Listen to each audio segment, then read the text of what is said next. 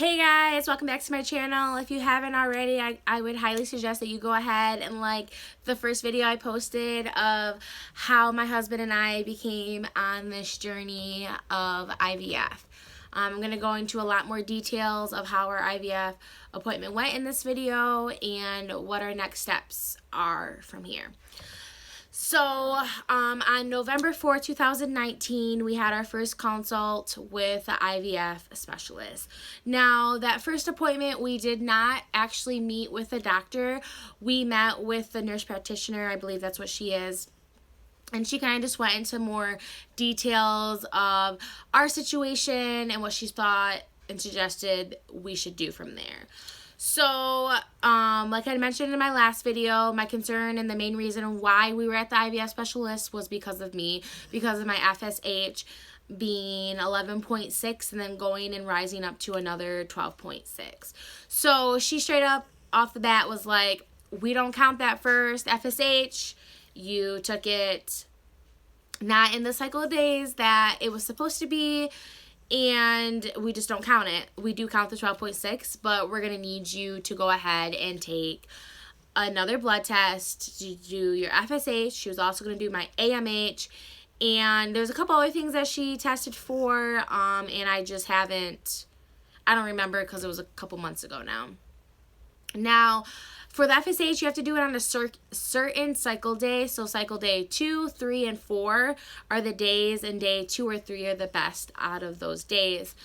And what she said and the concerns with my FSH being high is if it is truly high and it continues to rise, the concern with that being is that I have low eggs.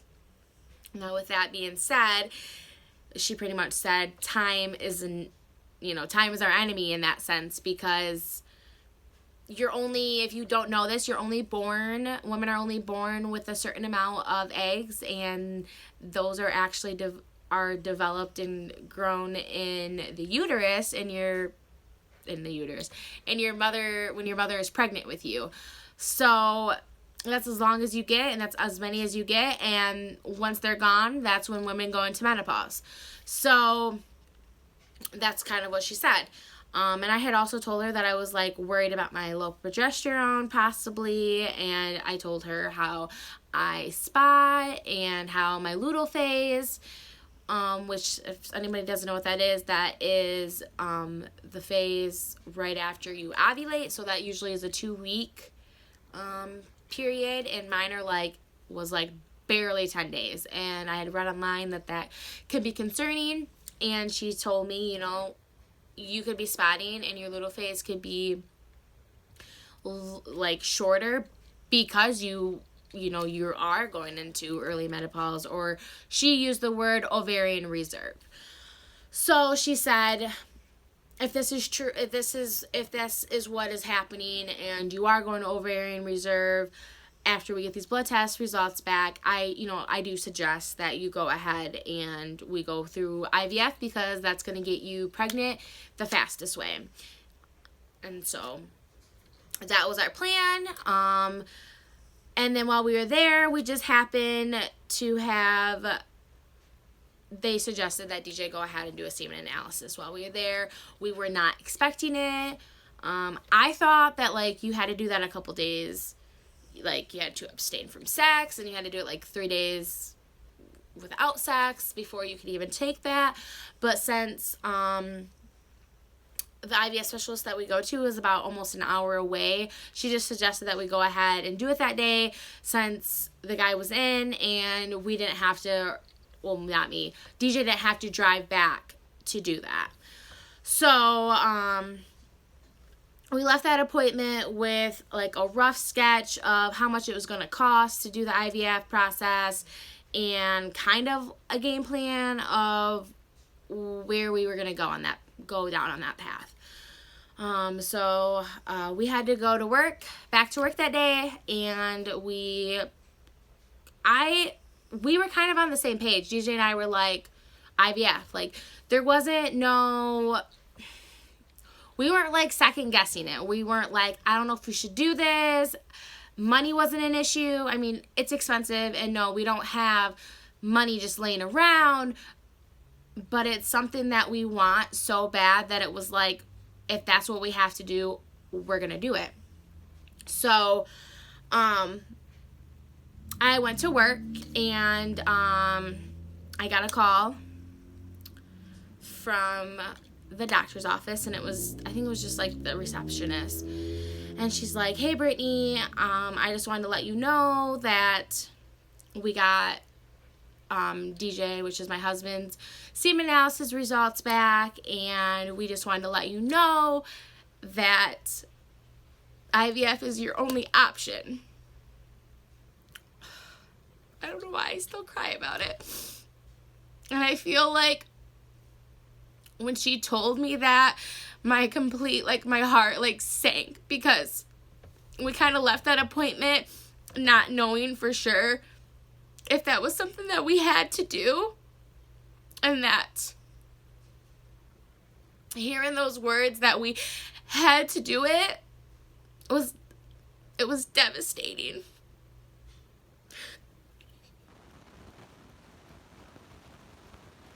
Make it even worse, I was at work. My husband and I are very lucky that we work in the same office, so I was able to go tell him. And so I don't know. I feel like if you've never went through it,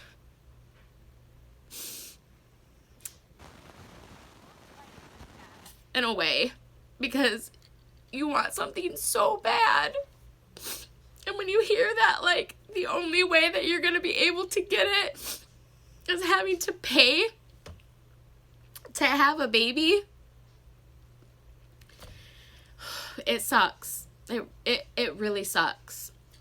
You know, and I remember being on the phone, I was like, you know, we had sex the other day, like, is that going to affect it? And she was like, no, like, it has nothing to do with that. You know, it's other stuff. And, you know, so I left work early that day. I have a wonderful boss who kind of knew what I was going through and let us go back. So it also, you know, it ended up not just being me. It ended up being him as well. And his issue is he has low mobility, which means that they're never going to make it up to my egg. They're not going to swim where they need to swim, and I guess is the best way to explain it. And I'm being very vulnerable. I can't even say that word.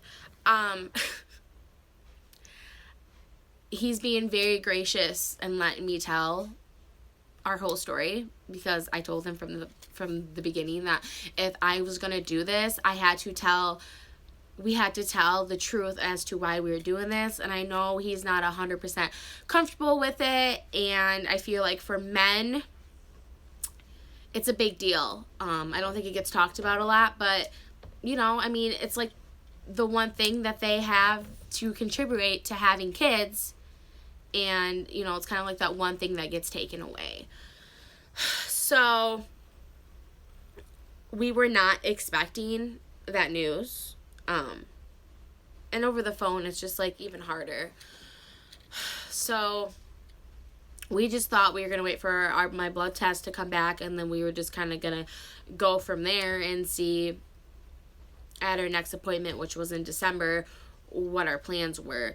So it kind of just shifted everything at that point, and it was like IVF's, you know, like, this is what we have to do. And she had said that we had gotten lucky, and that's why I had become pregnant and had that miscarriage, which that almost irks me that she said that too. It's like, Lord help me, like, why? Okay, I believe in God, and I believe in miracles. And at that point in time when I had that miscarriage, I felt like it was God telling me, just trust me and relax, you can get pregnant. So getting and hearing this news was kind of like, it literally was like a slap in the freaking face. There's no other way to put it. I don't even know.